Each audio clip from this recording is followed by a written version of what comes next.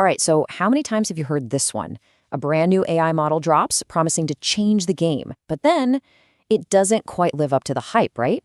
Well, today we're diving into a new contender, LightOnOCR-2. It's an open source OCR model with some really bold claims, and we're going to put it through a real-world gauntlet to see if it's the real deal or just another flash in the pan. And this quote, man, it just hits the nail on the head, doesn't it?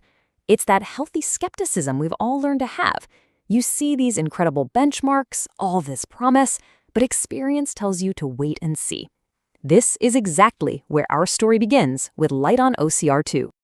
Okay, so let's get into a little bit of the backstory here. See, this isn't their first rodeo. There was a LightOnOCR version 1, and, well, it showed some promise, but it didn't quite stick the landing. So now, with version 2, the big question on everyone's mind is this the comeback? Can it finally live up to all that hype? So what exactly is this thing? Well, technically, it's a 1 million parameter vision language model built for OCR. But what does that actually mean for us? Think of it this way. It's designed to be a one-stop shop. It's what we call an end-to-end model. So instead of a messy multi-step pipeline where things can go wrong, it just takes a document and boom, you get text. It's a single clean process. All right, let's talk about what this model promises on paper. Because, when you read the official documentation, it sounds pretty revolutionary. Let's dig into the claims we're about to put under the microscope. I mean, just look at this list. The claims are, honestly, they're kind of wild. We're talking 3.3 times faster than a major competitor, super efficient, like less than a penny for 1,000 pages. It's end-to-end, so no complicated setup, and it's a jack of all trades, tables, forms, math, multi-column layouts, you name it.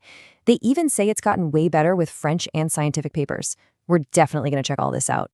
But this is the real kicker. They claim it's around 9 times smaller than competing models.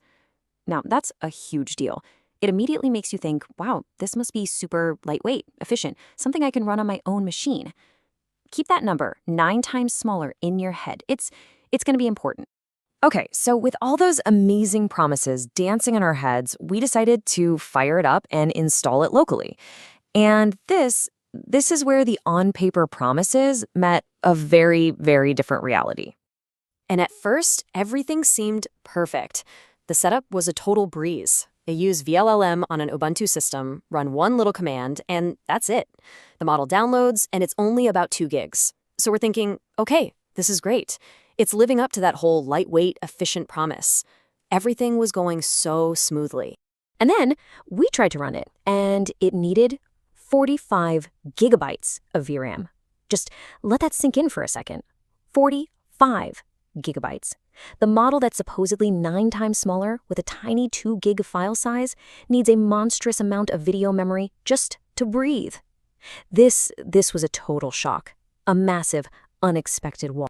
I mean, can you believe that? For a 1 billion parameter model, this completely flips the script. That whole idea of an accessible, lightweight tool, yeah, that just went out the window. This means you need some serious hardware, like a 48 gig GPU, which puts it out of reach for most of us. So, okay, the hardware requirement is a massive hurdle, no question. But what if the performance is just that good? Is the accuracy incredible enough to justify that kind of resource cost? It's time to find out. Let's run the gauntlet. All right, first up, we're starting with a softball. We're literally feeding it an image from its own research paper. I mean, hey, if it can't handle its own promo material, we've got bigger problems, right? And success! It absolutely nailed it. Extracted the text perfectly. Even identified the figure in the image, just like in their own example. Passed with flying colors. Okay, 1 for 1. Okay, time to ramp it up a bit. For test number 2, we've got a much tougher challenge. A complex French manuscript. We're talking printed text, some old-school cursive handwriting, and even a stamp. This is a real test of its versatility. Wow, the results were, honestly, excellent. It captured all the French accents perfectly. It correctly read the cursive handwriting, which is super hard, and it even pulled the text off the official stamp. And here's something really interesting. Despite that insane VRAM usage, the speed was fantastic. It was incredibly fast. Next up, something super practical. An invoice. This is a big one for any real-world business use.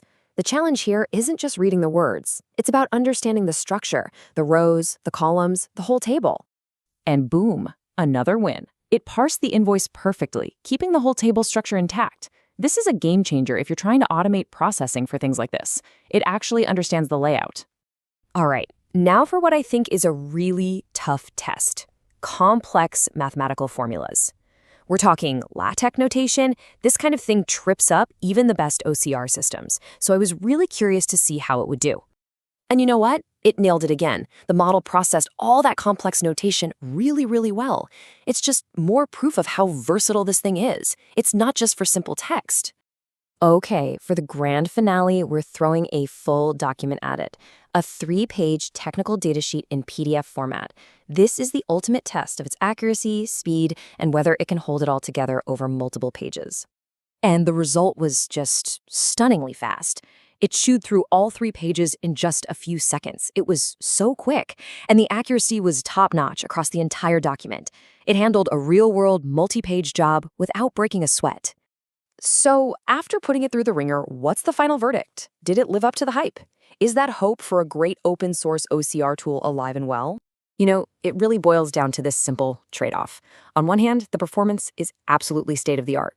It's incredibly fast, super accurate, and unbelievably versatile. But on the other hand, that VRAM usage is just extreme.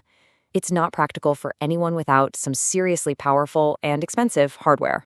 But even with that huge hardware caveat, the final verdict is this thing is a game changer. The performance is just so good that you can't ignore it. It's a massive leap forward for open source OCR. So yeah, I think hope is definitely more than alive. And that really leaves us with a big question, doesn't it? We have a model with undeniable state-of-the-art results, but it has this monster appetite for memory. So is LightOnOCR-2 a glimpse of the future of AI? Or is it a future where the most powerful tools are only for a select few with the deepest pockets? It's something to think about.